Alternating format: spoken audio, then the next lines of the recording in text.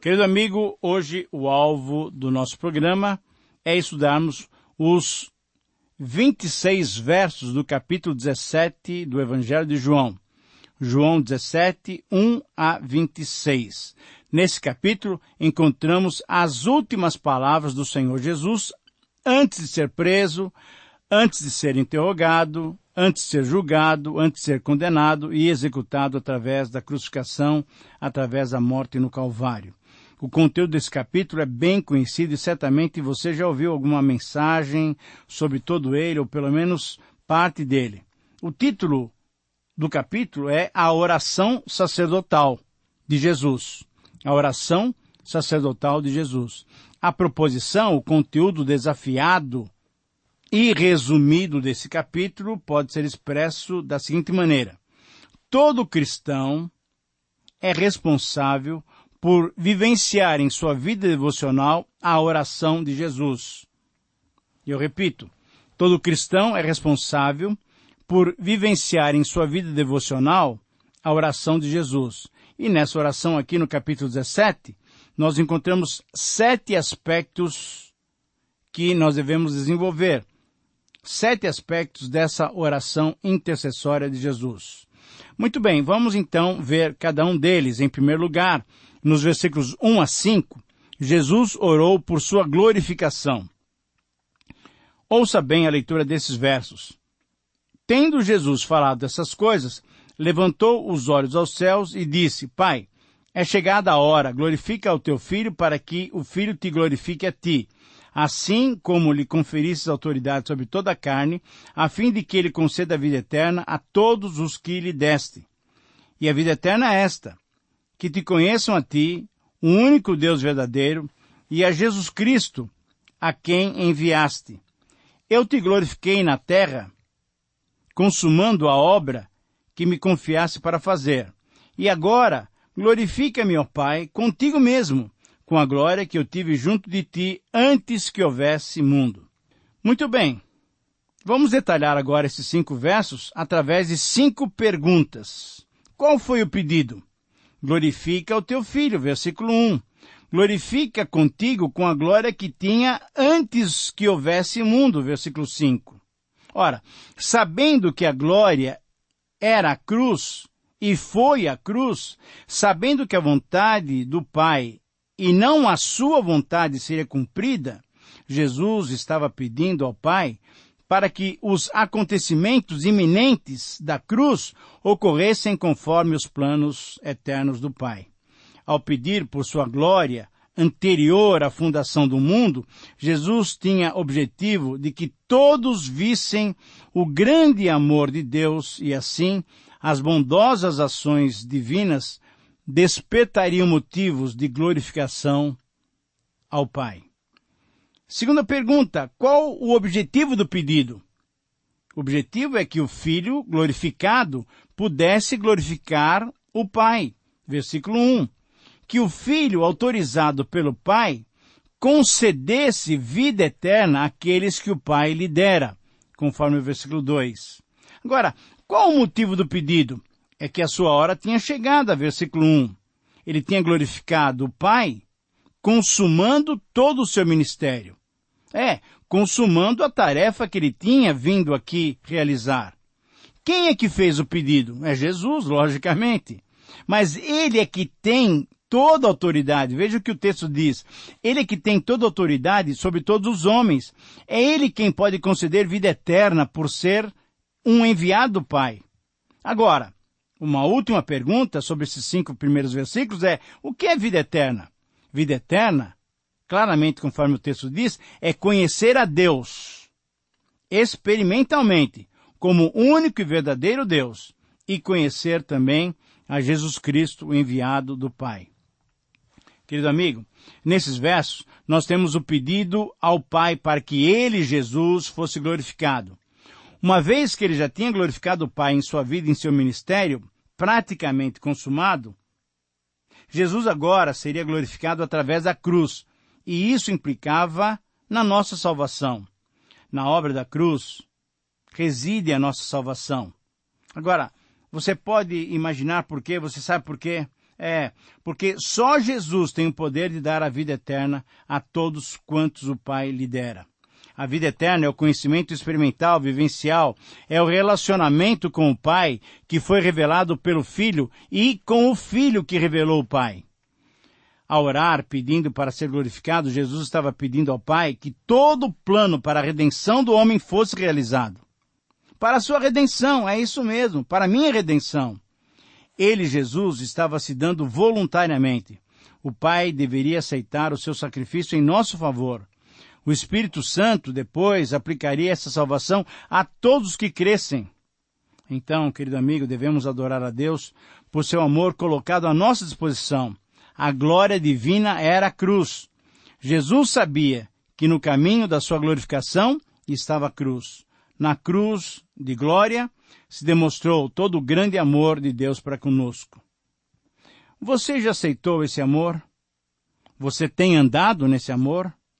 São questões que você deve responder diante de Deus. Em segundo lugar, nos versos 6 a 8, nessa oração, Jesus orou também agora, apresentando os seus discípulos. Ouça esses versos.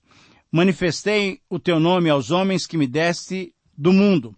Eram teus, tu nos confiaste e eles têm guardado a tua palavra. Agora eles reconhecem que todas as coisas que tens me dado, todas as coisas provêm de ti, porque eu lhes tenho transmitido as palavras que me desses, e eles as receberam e verdadeiramente conheceram que saí de ti e creram que tu me enviaste. Vamos fazer mais 5 perguntas para entender bem esses versículos. Quem eram eles? Quem eram esses discípulos? Ora, pelo texto, eram os homens que foram dados pelo Pai ao Filho. Eram do Pai. Por quê? Porque todos nós, seres humanos, somos criaturas de Deus. Mas nesse detalhe, percebemos então a iniciativa do Pai em escolhê-los e dá-los para Jesus. Segunda pergunta, qual o objetivo do Pai para com eles? Ora, que lhes fosse transmitida a sua palavra, que recebessem a palavra do Pai, conforme o versículo 8. Para quê? Para que eles pudessem proclamá-la. Terceiro, o que eles receberam? Receberam a manifestação do nome de Deus. Aguarda a obediência da palavra de Deus, versículo 6. Diferente dos fariseus, os discípulos aceitaram, guardaram e obedeceram os ensinos de Jesus. Uma quarta pergunta, o que é que eles sabem? O que eles sabiam? Eles reconheceram que todas as coisas que o Filho tinha, vinha do Pai. Eles conheceram que o Filho veio do Pai. Constatando assim o processo, receberam a manifestação do nome de Deus, guardaram a palavra de Deus, conheceram Deus o Pai e o Filho, e aí, por fim, creram. Agora, uma última pergunta, qual o resultado que obtiveram daquilo que receberam? Ora, eles creram no Filho, creram que o Filho foi enviado pelo Pai, e a crença, então, foi o passo final, o ápice desse processo que levou Jesus a apresentá-los ao Pai e a interceder por eles. Ora, diante dessas perguntas e diante dessas respostas, notamos aqui que Jesus fala como um revelador do Pai. Um aspecto importante da missão de Jesus foi revelar o Pai como Papai, Abba Pai, como aquele com quem podemos ter comunhão. Para os discípulos, para os judeus, isso era uma coisa impensável, mas para nós cristãos podemos chamar Deus de Paizinho. Os discípulos, ao serem conduzidos do Pai para o Filho, creram nele como enviado divino, e agora o Filho os apresentava ao Pai, intercedendo por eles que creram nele mesmo. Em terceiro lugar, nos versículos 9 a 18, Jesus ora então especificamente a favor dos seus discípulos, isso é, aqueles 12, ou talvez 11, excluindo-se Judas. Vamos ler esses versículos fazendo as perguntas e as respostas que vão nos ajudar a entendê-los melhor. Ouça o versículo 9. É por eles que eu rogo, não rogo pelo mundo, mas por aqueles que me destes, porque são teus. Ora, a pergunta é, por quem que Jesus ora? Jesus não orou pelo mundo. Jesus estava orando por aqueles que o Pai lhe dera, porque eram do Pai. Versículo 10. Ora, todas as coisas minhas são tuas, e as tuas coisas são minhas, e neles eu sou glorificado. Qual é a base desse pedido? Todas as coisas do Filho são do Pai, e todas as coisas do Pai são do Filho. O Filho é glorificado nos discípulos. Há essa perfeita comunhão entre o Pai e o Filho. Agora, leiamos os versículos 11 até 18. Já não estou no mundo, mas eles continuam no mundo, ao passo que eu vou para junto de ti. Pai Santo, guarda-os no teu nome que me deste, para que eles sejam um só, assim como nós. Quando eu estava com eles, guardava-os no teu nome que me deste, e protegi-os, e nenhum deles se perdeu, exceto o filho da perdição, para que se cumprisse a Escritura. Versículo 13. Mas agora vou para junto de ti, e isso falo no mundo, para que eles tenham o meu gozo completo em si mesmos. Eu lhes tenho dado a tua palavra e o mundo os odiou, porque eles não são do mundo como também eu não sou. Versículo 15. Não peço que os tires do mundo, e sim que os guardes do mal. Eles não são do mundo, como também eu não sou. Santifica-os na verdade. A tua palavra é verdade. E o versículo 18. Assim como tu me enviaste ao mundo, também eu os enviei ao mundo. Então, uma pergunta que se deve fazer é: qual foi o motivo do pedido? A resposta é: os discípulos vão ficar no mundo. Os discípulos não são do mundo, mas vão ficar no mundo. Então, o que Jesus pediu ao Pai em favor dos seus discípulos? Primeiro, ele pediu proteção, pois ele não estaria mais no mundo fisicamente. Segundo, ele pediu para o Pai guardá-los no seu nome. Terceiro, pediu para o Pai guardá-los da traição, conforme o versículo 12. Quarto, Jesus pediu para guardá-los, pois eles tinham a palavra de Deus. Quinto, Jesus pediu para guardá-los do ódio do mundo. Sexto, Jesus pediu para que eles fossem guardados do maligno. E em sétimo lugar, Jesus pediu para santificá-los na verdade, que é a própria palavra de Deus. Agora, uma última pergunta é: com que objetivo Jesus orou? Ora, nós temos dois objetivos claros aqui no versículo 11 e no versículo 13. No versículo 11, para que fossem um só. E no versículo 13, para que a alegria de Jesus fosse experimentada por eles. Querido amigo, nesse terceiro aspecto da oração sacerdotal de Jesus, além de perguntas e respostas que detalham o texto, nós podemos ver também que é Deus quem dá os discípulos a Jesus, demonstrando a iniciativa divina, que certamente se dá através do Espírito Santo. Segundo, os discípulos são odiados pelo mundo porque têm a palavra de Deus e não são do mundo. Terceiro, assim como Jesus tinha uma missão, também os discípulos têm uma missão para realizar. Agora, você se sente privilegiado por fazer parte dessa missão? O privilégio não é só esse, não, pois Jesus nos ofereceu também a sua alegria. O Evangelho verdadeiro, proporciona alegria verdadeira para o verdadeiro cristão. Mas é sempre bom lembrar que todos os que são discípulos de Cristo são os escolhidos, são os consagrados, são os comissionados para cumprirem uma missão especial: proclamarem o Evangelho para os que ainda não conhecem pessoalmente o Senhor Jesus. Em quarto lugar, nesse texto tão bonito dessa oração sacerdotal, no versículo 19, Jesus orou dedicando-se pessoalmente em santificação aos seus discípulos. Vamos ler esse verso. E é a favor deles que eu me santifico a mim mesmo, para que eles também sejam santificados na verdade. 5 perguntas. Qual é a motivação de Jesus? Ele foi motivado a agir em favor dos seus discípulos. O que Jesus fez nesse processo? Manifestou o nome de Deus aos discípulos, transmitiu as palavras de Deus aos discípulos, guardou-os e protegeu-os no seu próprio nome, enviou-os ao mundo, assim como o Pai tinha enviado o Filho ao mundo. E em quinto lugar, santificou-se, o Senhor Jesus santificou-se, consagrou-se em favor dos seus discípulos. Qual o método que Jesus usou para consagrar-se? ele se santificou, ele se consagrou a si mesmo. Agora, veja só, assim como no Antigo Testamento, o sumo sacerdote tinha que se purificar, conforme Êxodo 28:41, embora Jesus não tivesse pecado, assim mesmo, dessa mesma maneira, como acontecia no Velho Testamento, ele se colocou mais uma vez pronto para cumprir a vontade de Deus, vivendo uma vida justa. Com que objetivo Jesus se santificou? Para que os discípulos também fossem santificados, fossem consagrados, separados. Jesus demonstrou o seu amor por todos nós, seus discípulos, santificando-se, consagrando-se, para que nós fôssemos santificados, separados, consagrados ao serviço ministerial. O que é que os discípulos fizeram que motivaram Jesus a essa santificação?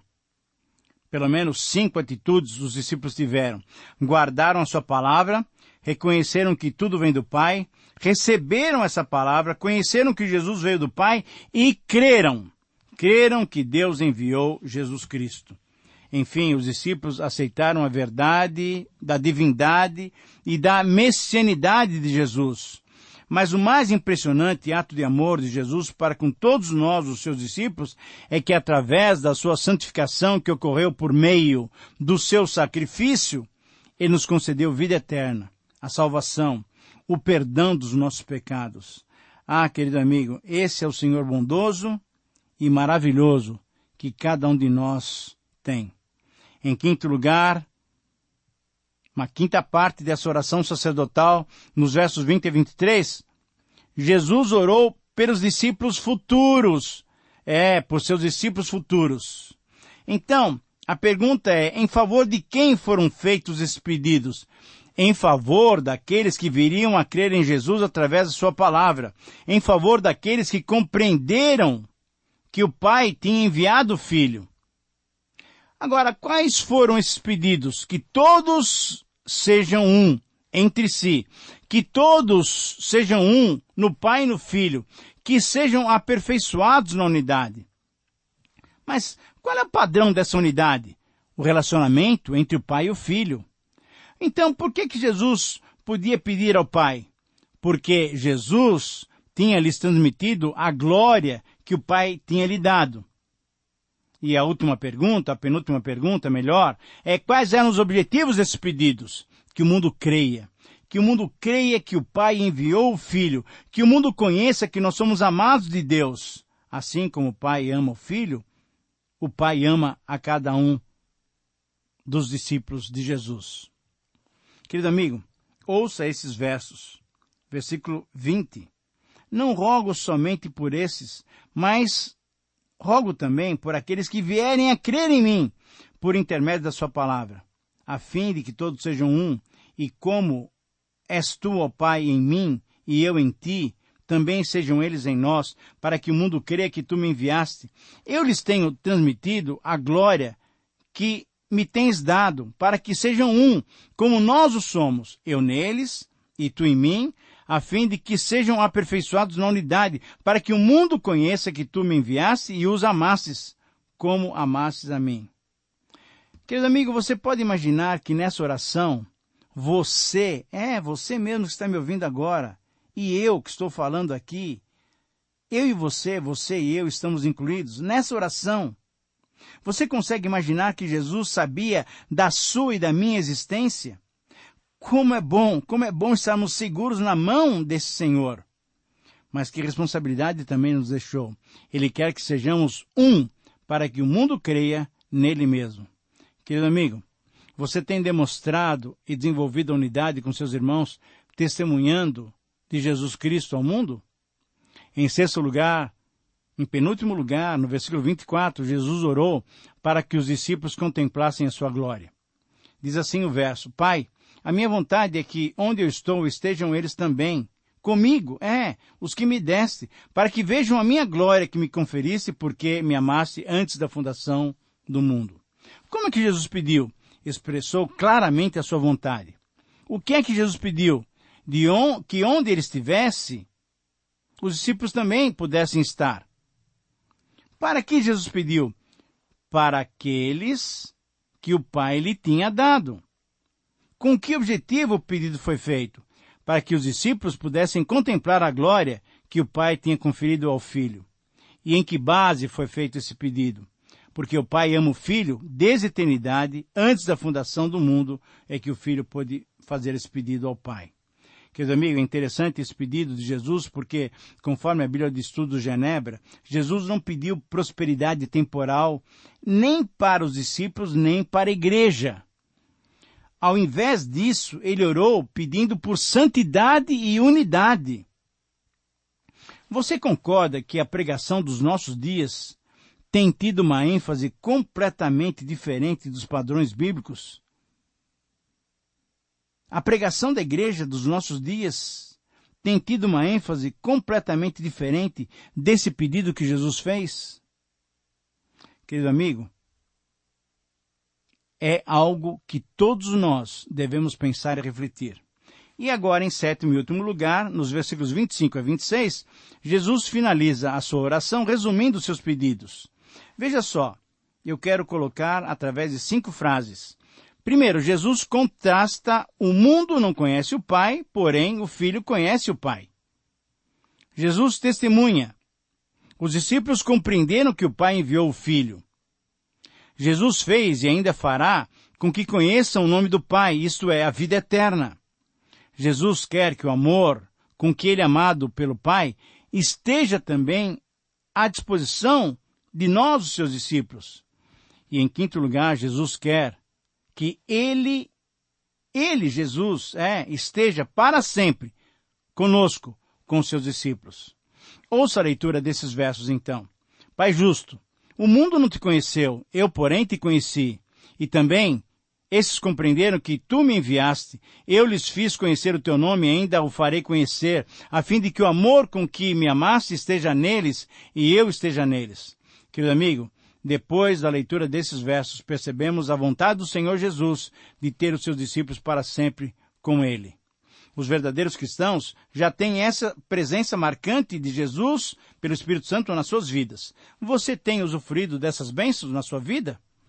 Muito bem, chegamos ao final de mais um tempo de estudos. Que Deus te abençoe e um grande abraço.